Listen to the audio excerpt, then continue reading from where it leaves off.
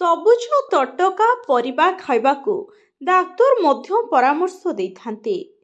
କୋବି, ବିନ୍, ମଟର, କଞ୍ଚା କଦଳୀ ଆଦି ଅନେକ ପରିବା ଆମ ଶରୀରକୁ ବଳ ଯୋଗାଇବାର କାମ କରନ୍ତି। ଏହି ସବୁ ପରିବା ଖାଇବା ଦ୍ୱାରା ଅନେକ ରୋଗରୁ ମଧ୍ୟ ଉପଶମ ମିଳିଥାଏ।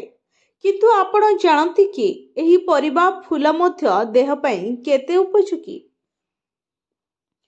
ସୁସ୍ଥ ଶରୀର ପାଇବାକୁ ହେଲେ ଆବଶ୍ୟକ ପଡ଼େ ସୁସ୍ଥ ଖାଦ୍ୟର, ଆଉ ଏହି ସୁସ୍ଥ ଖାଦ୍ୟ ଜନ୍ମ ନିଏ ସବୁଜ ପରିବାରୁ।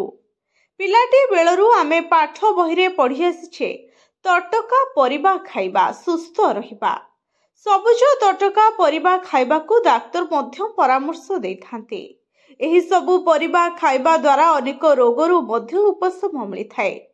କିନ୍ତୁ କ'ଣ ଆପଣ ଜାଣନ୍ତି କି ଏହି ପରିବା ଫୁଲ ମଧ୍ୟ ଦେହ ପାଇଁ କେତେ ଉପଯୋଗୀ? ଆମେ ଏଥିରେ କଞ୍ଚା କଦଳୀର କଥା କହୁଛୁ। କଦଳୀର ଉପକାରିତା ବିଷୟରେ ଆମେ ଆପଣଙ୍କୁ ଆଗରୁ କହିସାରିଛୁ। କିନ୍ତୁ କଦଳୀ ଫୁଲ ମଧ୍ୟ ଶରୀର ପାଇଁ ସଞ୍ଜୀବନୀର କାମ କରେ, ଏଭଳି କହିଲେ ମଧ୍ୟ ଭୁଲ ହେବ ନାହିଁ।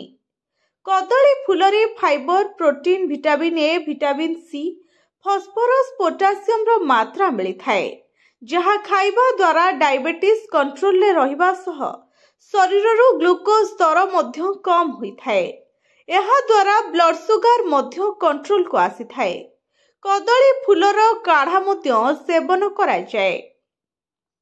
କଦଳୀ ଫୁଲ କିଡ୍ନି ରୋଗୀଙ୍କ ପାଇଁ ମଧ୍ୟ ବହୁତ ଭଲ ହୋଇଥାଏ।